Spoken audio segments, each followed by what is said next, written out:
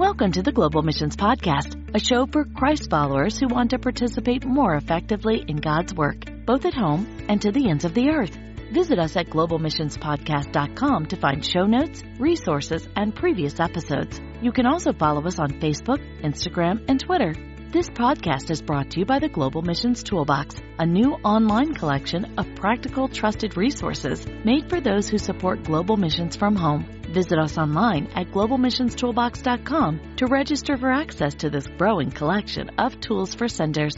And now, here's your host, Rob Magwood, better known to many friends as Mags. Hi, everyone, and welcome back to the Global Missions Podcast. Now, today's conversation touched some heartstrings for me. We are going to speak with a parent of mission workers. Tori, our guest, has personally experienced what it means to stand at the airport and to wave farewell to some of the most precious people in her life as they move to a faraway place to serve the King of Kings. So on one side, you have this close personal love, and on the other side, you have mission. This is a mix of emotions, and in today's talk, Tori helps us grow in grace and understanding as the church can come alongside the families of our mission workers. Here's our conversation with Tori Haverkamp. Our guest today is Tori Haverkamp, who is a mother herself of a missionary and the editor of a ministry. I'm going to call it, Tori, I'm going to call it a ministry, and you can explain that in a minute. It is a ministry. Sure. Mm-hmm. It's called Parents of Goers. And so it's a multimedia website devoted to educating and encouraging parents of cross-cultural workers, goers. And Tori and I were talking about this just before we hit record. Parents of Goers fits perfectly with the language we typically use on the podcast and in the toolbox, Tori, of goers and senders. This episode will be especially for those of you that love missionaries. It may be your children or grandchildren who are serving, or you love a family who is engaged in missions and you can be alongside. I am super excited about this, Tori. And so let me just say now, welcome to the Global Missions Podcast. Thank you. Glad to be here. Tori is studied. She's been a student in theological studies. She has over 30 years of ministry experience. And as we said, she is a mother and a wife. She teaches on motherhood and marriage and missions. And she and her husband, Brent, have 4 children. They're avid backpackers. She's speaking to us from Wyoming today. And they've hiked all over the world and survived, Tori, to tell great stories. Yep. The book is full of stories. That's good. And I have the book. My Kindle ran out of battery this morning, so I don't have it open in front of me. But our discussion today will be especially for the parents of missionaries. And I want to begin just by saying thank you to those of you who are releasing your loved ones, your precious ones, to serve in mission. And this is highly relevant to us as an agency. We have some young families preparing to depart this summer. We're recording this in the summer of 2023. And so we are prayerfully seeking to be alongside the families. It's highly relevant to us. Now, Tori has recently written a book entitled The Missionary Mama's Survival Guide. And there is a website that goes with that. She'll mention that and a podcast. Tori, this is clearly an important topic to you. Would you share just a bit about your own story and why this became so important to you? Yeah. So when our oldest son was called to missions or felt called to missions about 7 or 8 years ago, it wasn't a surprise. He had been kind of preparing for it through short-term trips and just being involved in our international ministry at our local church and in his church where he went to college. But as he was sent off, I felt very unprepared. In the book, I say that I felt more prepared when he went to summer camp as a grade schooler because I got a packet of information. I had a meeting for parents. I kind of got a schedule of what he'd be doing every day. But when he went across the ocean with his new wife of just a year, he was sent from a newer church plant, not our local church, a church where in the university community where he attended. No parent meeting, right. Very little information. I don't think there was a commissioning service. There may have been some small event. I got so little information that it wasn't that I wasn't supporting him. My husband and I were very much believers in the mission of God. Mhm. It was just that we had no information on what he was doing, really where he was going. We could look at the internet and learn, but I felt alone, unseen, and powerless. Mhm. And so that's where my journey started. Is I had a need just to gain information, and there was so little information available for me. There was one book that I ordered off Amazon that I found, but very few local churches and very few just even mission agencies really hone in on the parents as part of the process. Mhm. They are excited, and as they should be, to send the missionaries who are going off on this grand, glorious adventure. But the parents are also part of that adventure, maybe the Yeah. less fun side, Mhm. and they need to be seen. Yeah. And so I wrote a book, especially for the mothers, because I have a mother's heart, that I see you, and this is the journey I was on, and you can make it. Yes, it's hard. A lot of good things are hard, but I see you, and here's a little gift for you. Yeah. So that's where the book came from. It's a gift from my heart to other moms, but it also, I think, is really helpful for dads because they can kind of see what emotional journey, especially that I was on, and they can enter into that with their wives. Mm-hmm. Well, I'll just say this. If you're a dad and you're listening, or a grandpa, I was on the Amazon website, and as I was doing research, getting familiar with this material, Tori, and the reviews very often there say, yeah, this might have a title for Mama's Survival Guide, but it is very relevant to gentlemen as well. So don't feel that you're being left out of this discussion. Right. I hear a caution here, Tori. I do serve in a mission agency myself. And we're seeking to be alongside families. Kath and I have a couple of appointments coming up with the parents of our outgoing mission workers, just to be alongside it, to listen, to answer questions. But what an important caution you've provided for us. Hey, even if your child was going to summer camp, you get a parents packet, what to expect. And that's pretty poignant, I think. And just a heads up to those of us who are serving in agencies. Mm-hmm. Now, in the book, you've got three big ideas. There are lots of ideas in the book, but three big ideas that I'd like to touch on here. And so let's head for that. And you can use that sort of as the skeleton, and we can fill it out perhaps along the way. What's the first big idea that you want to share with moms or with parents of missionaries? Yeah.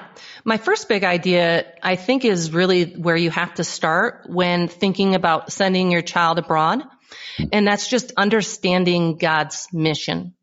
So if we as parents don't really understand why our children are going abroad or what has captured their hearts, then we will have more trouble releasing them.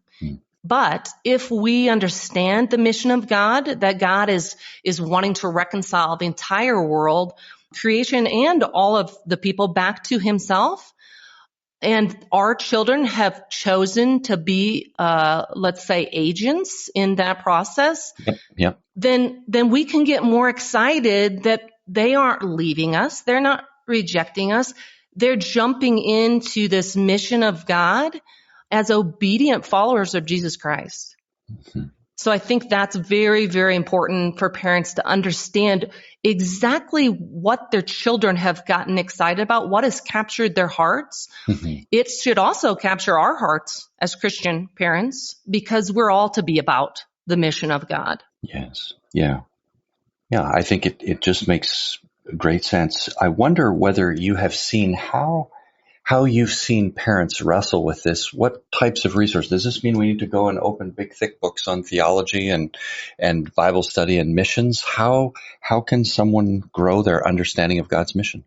You know, they can grow their understanding of God's mission just by generally reading any part of the Bible. God even starts in the Old Testament wanting to not only include his own chosen nation in the mission of God, but he wants to draw the entire world. And you see that as Jesus comes in the New Testament, that he's not only here for the Jews, but the Gentiles as well. And he has broken down the barrier, and he's drawing all of them to himself. So you can see it generally reading the Bible. But what I really suggest, and I talk about this in the book, is that if you're unfamiliar with God's mission for the world, which means he wants to save people from all peoples, tongues, nations, and draw them back to his heart and his purposes for the world.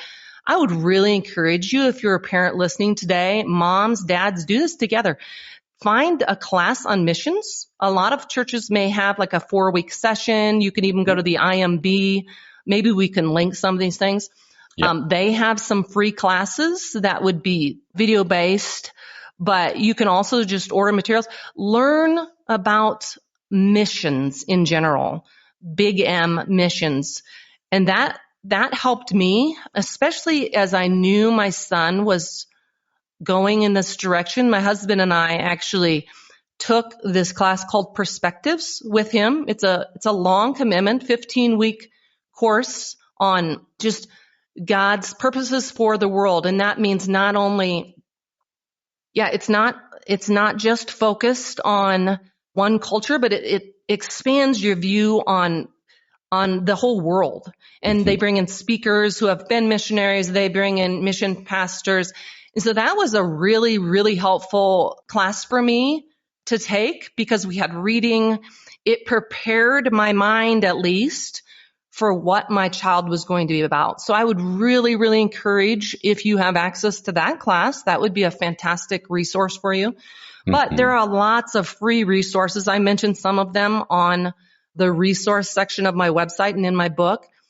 I would really encourage you just to learn more about missions in general as a parent. That helped me really get a handle on what was going on here. Yeah, that's really good. We will include in our show notes, we've done a couple of episodes on the Perspectives course that Tori has mentioned. There's also another one quite popular called the Kairos program. And there are some new ones emerging, which, Tori, as you said, Perspectives is quite a considerable investment of time. Not everyone may have that, 13 or 15 weeks. But there are some what we call on-ramps to the same types of discussions as well. So check out the show notes. It's a good opportunity for me to mention. We do keep show notes for each episode, and you can find that on the website at globalmissionspodcast.com. Tori, this is kind of the foundation. It's the first big idea, and I would say we can affirm it, and then there are parents who are believers in the mission, as you were. That's the first step, but it's not the only step, right? We've got that acceptance. So take us onward. What's the next big idea you'd want to share? Yeah, so the next big idea would be to accept your child's vocation. So you can believe in the mission of God, and you can even believe in it for other people's kids. But when it's your child, you have to choose to accept what they've been called to do. Because if you don't accept it, you will not be able to be their supporter and their cheerleader. You will constantly have this narrative, maybe a negative narrative that, well, I do believe in this God that called my child, and I do believe in the mission of God, but, I don't think this is the story I want God to write for my life. And so we have to, as parents, choose, and that takes being aware of how you're thinking. We have to choose that this is a good, glorious thing that will bring God honor and make his name great. And so it's a choice that we have to make kind of in how we think about our child's vocation. We can either accept it and be excited for them, even though we may not be feeling excited or wonderful about the whole turn of events. We can be our child's encourager when we choose to accept what they're doing. It's a hard thing to do. Yeah. I remember our own story. It was now many years ago when we headed for the field for the first time, and our parents wrestling. And I would just add this, if I may, and Tori may affirm it too, but everybody wrestles with this a little bit differently. Not every mother or grandmother is going to be the same. And so your experience needn't be exactly like the other grandmother or grandfather, but it was very challenging. And I remember my mom saying it was quite a journey, and she had to, if I could take the scripture, she had to take every thought captive, because sometimes that narrative would return. That is a key. Being aware of how you're thinking, choosing to claim the promises of God. There's one that I quote in my book that I think's really helped me. And it's, truly I tell you, Jesus said to them, no one who has left home or wife or brothers or sisters or parents or children. And when he says left, he means someone who has left you, so you've separated, for the sake of the kingdom of God, will fail to receive many times as much in this age and in the age to come, eternal life.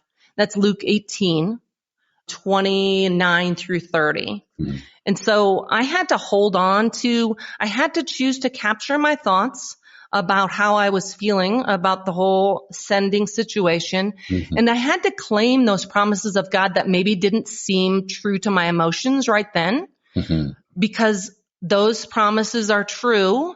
We may see them as having to be true in our lifetime, but he also speaks in that passage about the age to come. And so not all of our desires will be met on this side of heaven, but they will be met. Mm-hmm. And so parents, I think that this experience, for me at least, made me long for heaven more, because I know in heaven my entire family will be intact. Mm. And that's a wonderful thought. Yeah. Very good. I really appreciate the action words that you've chosen here, Tori. The first was understand something, God's mission. The second is accept your child or children's vocation. The third challenge or the third idea begins with an action word too. What's the third one? Embrace. So as parents, we need to embrace this new role. We have choices. Like you said, we have choices to take our thoughts captive. And so we can either choose to continue to resist this new transition. It's a transition. Right. We can resist it, or with God's help and the filling of the Holy Spirit helping me to think rightly, I can embrace it. And I can say, oh, what an honor that my child was chosen by the creator of the universe to go be an agent for his purposes abroad. Right. And so I think if we choose to see it as an honor rather than a restriction and a punishment, maybe, that will change our whole perspective. It's not an easy switch. It takes a lot of training your mind. A lot of the book is about training your thoughts. And so you have to choose some things. Your emotions might not line up immediately, but if you continue to tell yourself the right story, then those emotions will eventually kind of line up. Yeah. That's a great way to say it. I really appreciate the word you chose to embrace. Implies to me, it's more than kind of a reluctant what's that word? Acquiesce or, just, okay, well, I reluctantly accept this, but embrace implies an active determination, an intentional embrace of this. I like that it's number 3 as well. And so again, I just want to say with great respect and honor to the parents, the moms and the dads and the grandparents who are going through this journey or have been through this journey. We'd like to be alongside as you embrace that role, and that it not be, like you said, Tori, a punishment or a downside, but it's a great honor. It's a great honor. Well, in just a moment, Tori's going to share some advice for us, both for moms and dads and perhaps grandparents of goers, as well as for churches who want to be supportive of these families. Before we continue our conversation, we'd like to share with you about this week's featured tool that we hope will be helpful to you and your church. The Strengthening Your Missions Committee webinar is a recorded presentation that covers what makes a great team, what goes into a great policy, and how to structure a great meeting. This presentation will give your church practical ideas to start implementing today. Find the Strengthening Your Missions Committee webinar in the show notes of this episode or by visiting globalmissionstoolbox.com. We are back with Tori Haverkamp, the author of The Missionary Mama's Survival Guide, with a note that it could also be good for Papa Bear as well. Tori, we've covered these 3 main ideas, great action words: understand God's mission, accept our children's vocation, and embrace our new role as a stayer, as a sender. What advice, now you're a mom yourself, so I'm going to begin there. Yeah. What advice would you like to share with the moms of missionaries in particular? Yeah, I think what I learned after the fact of sending was that, and I have a whole chapter in the book called A Woman in the Wild. I named it that because I felt like I was a little bit wild during this whole sending process, and I didn't understand that I was not only going through the transition of sending my son a long ways away to a world far away, but I was also going through different layers of adjustment in other parts of my life.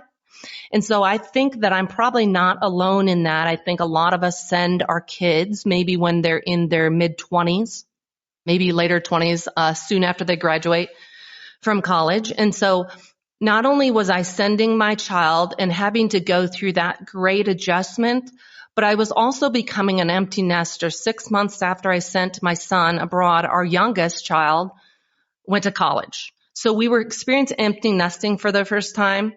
Our marriage was very different without little ones around. We just had to learn to relate to one another in a way that maybe we hadn't learned being parents for 26 some years, hands-on parents for that long. And thirdly, I talk about menopause as being another layer. It's almost like a Dagwood sandwich. You have the sending portion.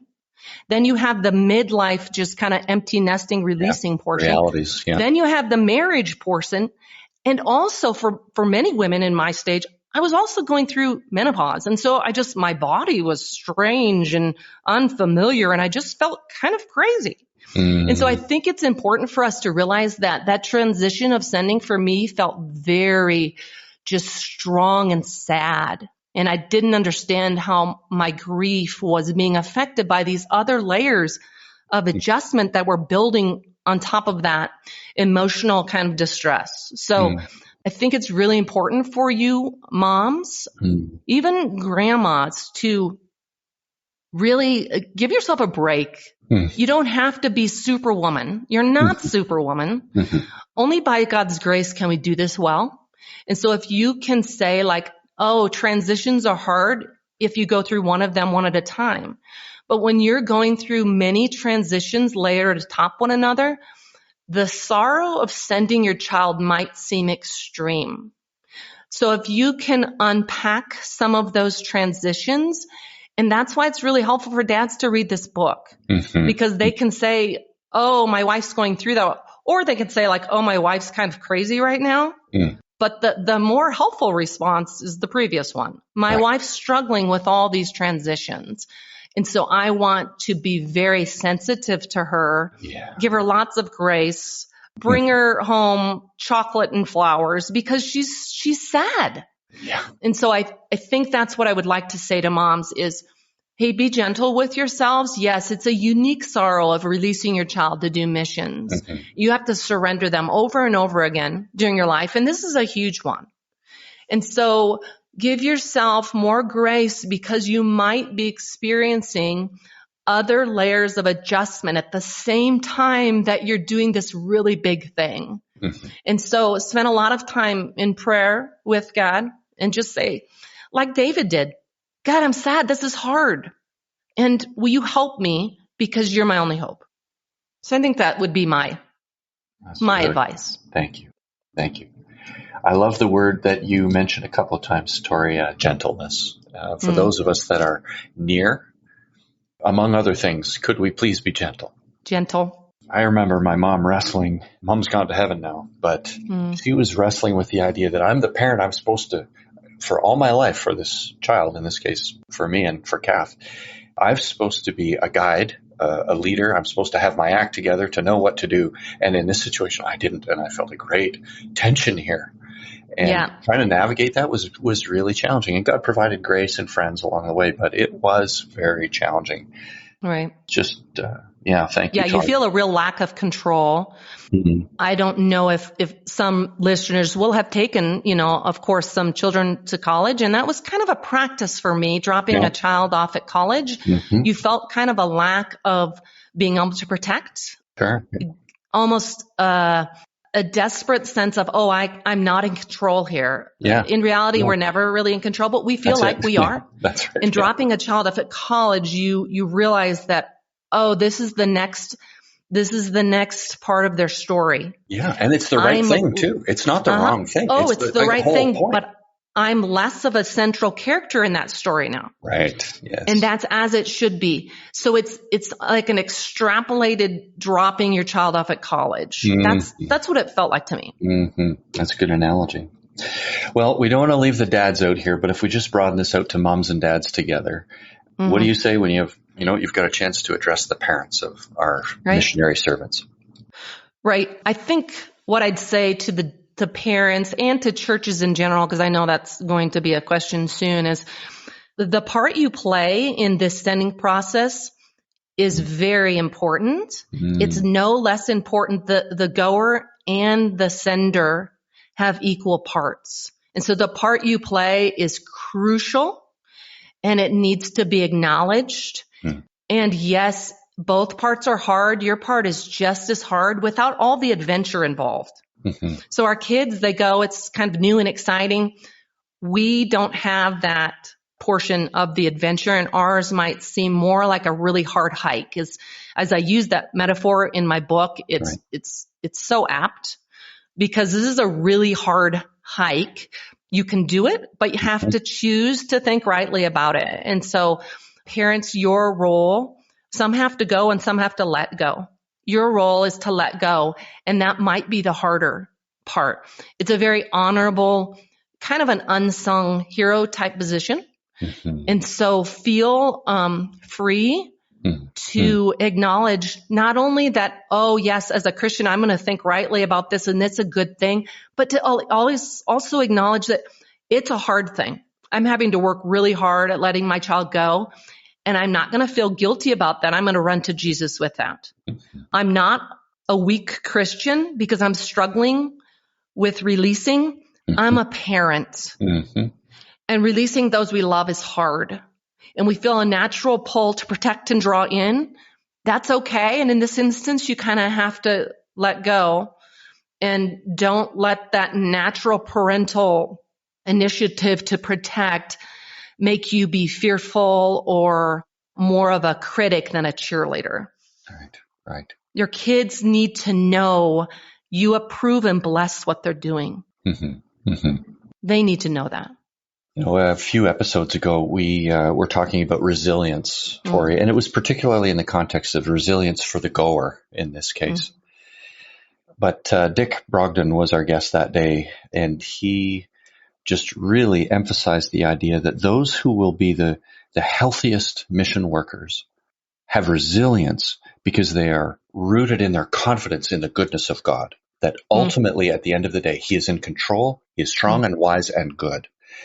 And I hear you saying the same thing, that we as the sender, as the releaser, in this case parents, that we will be the healthiest and the most fruitful when we are rooted in the confidence that God is strong and wise and good.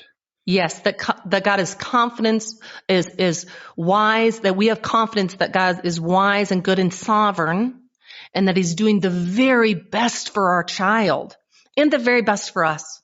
If we can just rest in that, choose to rest in that, not only will we feel better emotionally, but our children will have more success on the field because they'll know that their parents aren't burdened and unhealthy in their release of their child. So we are not only helping ourselves, really helping our children to be resilient on the field, because the missionaries that have the most success and we retain them longer probably most likely are the missionaries whose parents have been supportive of them. Well, it has been my great privilege serving in the agency and now in the home office to meet many of the parents who have graciously and faithfully and courageously released their loved ones. And so again, we say thank you and we honor you, and we are mindful as you go through this adventure. Bright in my mind are the parents of these young families this summer who are getting ready to just go step through this. I do want to spend a few minutes, Tori, to go beyond the immediate family or the extended family, and I want to speak to churches. Because God has designed the body of Christ to care for each other and to support each other all along the way. Part of his purpose is to send out missionary workers to cross cultural borders, sometimes to go to faraway places or to less than familiar or even less than safe, so to speak, as we sometimes think of it in this modern world. What advice, even if it's brief, there's more in the book, friends, but what advice would you like to offer to the churches who really do want to do a good job of loving not only the goer, but the senders? Right. I think just seeing them is the number one goal. Parents feel seen when you do things like plan a gathering for the parents, not only at the commissioning service, but maybe even if a lot of them are local, maybe even a monthly gathering so they can commiserate together, because it's important to have others around you. When I speak with another mom of a missionary, my heart is full. It's almost like I say, oh, you too. Oh, you understand my unique sorrow. And so I think creating a space to gather them together, whether that be physically, which I think would be the best, or even a Zoom meeting, that would also better than even zero, meet a need. better than nothing, right? Better than nothing, yeah. And create some kind of a network for them to communicate. That, I think, would make them feel like you see them. A second thing that I would have loved that we do for some of our church planners we don't do it for the parents, maybe we should, but we do it for our church planners that have gone out from our church to maybe a long ways away. We send birthday cards and anniversary cards. And so I would have loved, because the birthdays of the goers or Christmas or any family gathering time, even like a 4th of July, those were, our kids are in the States right now, so I can speak kind of in past tense for a moment. Those were the very hardest, and I call them hot spots in the book. Those are the very hardest days for me.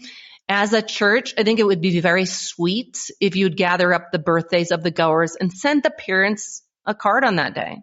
That would be a really small gesture that would feel very loving. Wow, that is a super idea. I mean, I have a bunch of ideas emerging as far as how we could create support and encourage support for the parents and families of missionaries. But the hotspots, what a great idea. This is a different idea. I have a friend who always sends flowers to his wife on his children's birthdays. Because she did the work. She did, right? What a great idea. So here's a shout out to Glenn Smeltzer. Way to go, Glenn. And now I do that too. Excellent. But it's because of Glenn. In this case, I see an analog here where how do we honor the parents on those hotspots? And I don't know whether it's going to be a birthday, but something that just honors Christmas the parents. card. A Christmas card would be very powerful. When I was sending out Christmas cards, we would take a family picture and always kind of include a little excerpt picture on the side of our goers, because they weren't physically present. So we always had this kind of, dual Christmas card. And then I would get all the Christmas cards from my friends, and all of their chicks were in the nest, and they got to take a full present family picture. And so it would have been very powerful to me to receive a Christmas card just saying, we know your sacrifice, and we know that Christmas will feel different for you this year. And that would have been very loving to me. Very good. Well, you hear a few ideas here. For those of us serving in the church, you might be on a missions committee or have some role in relating to servants who have been sent as goers, how you can also be sensitive alongside the senders as well. Tori, you've got a website, and we like to talk about resources here. I'm going to ask you to share about that in just a second.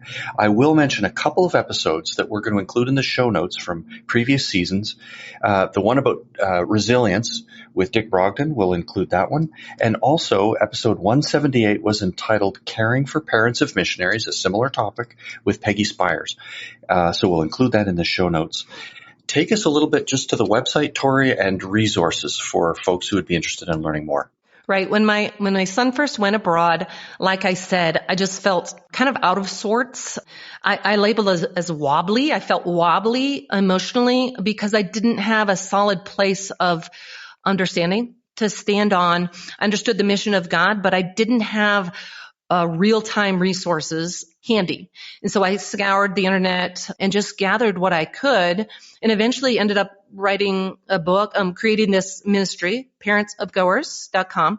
where I could include a lot of those resources, write some blog posts on things that I'd learned. And that's where I will send the parents, because I've kind of curated just a short, it's a couple pages in my book maybe, and just kind of a short list of what I felt were powerful, helpful resources, because as a parent of a goer, knowledge is power. Knowledge is power, just gaining, it from the resources. But I'm going to put one more plug in here about knowledge.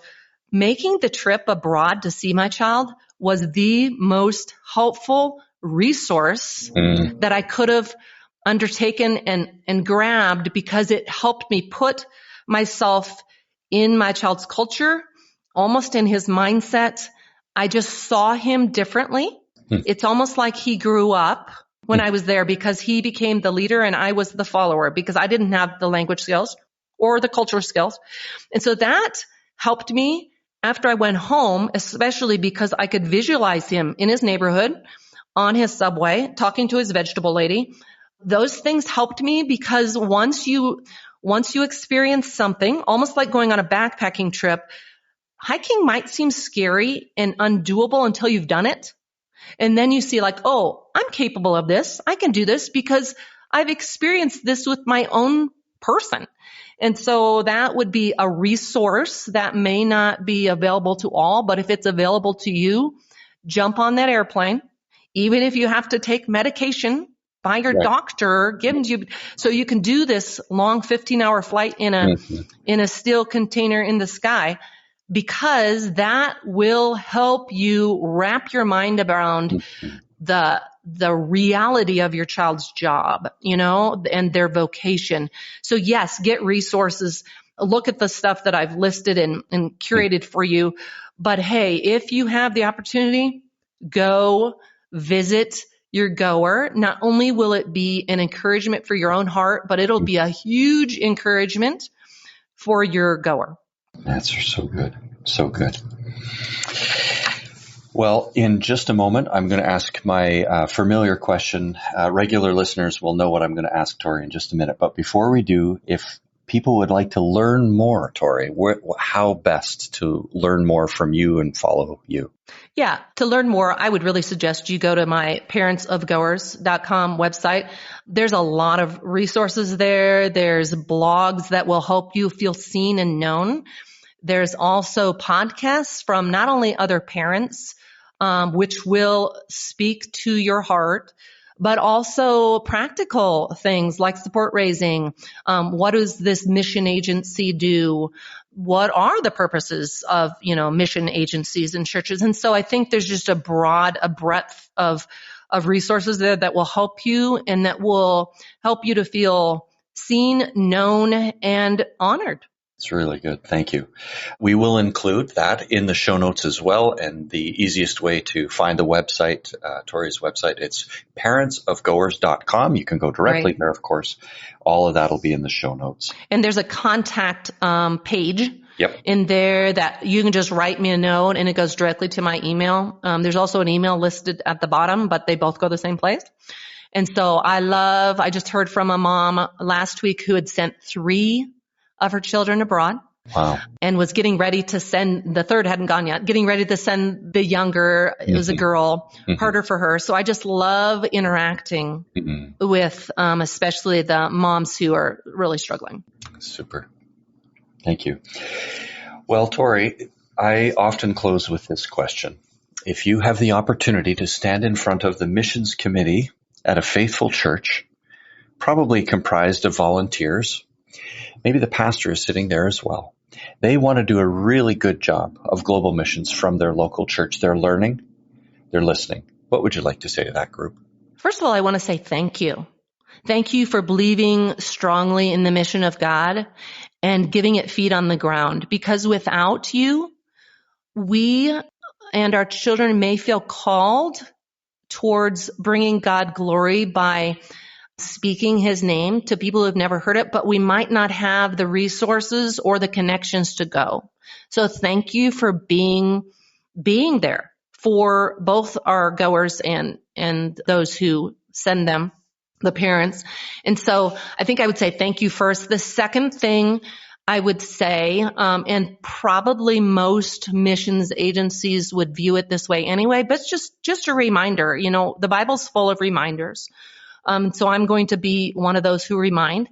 And I just want to tell this local church that both the goers and the senders, the parents of goers, they're doing a hard thing. Acknowledge that they're doing a hard thing. Both are making sacrifices, and those sacrifices are valid in God's sight, and He will bless them, for them, like I shared that verse from Luke earlier. Mm-hmm. Both the sacrifices are worthy of notice, mm-hmm. worthy of support, and worthy of encouragement. Mm-hmm.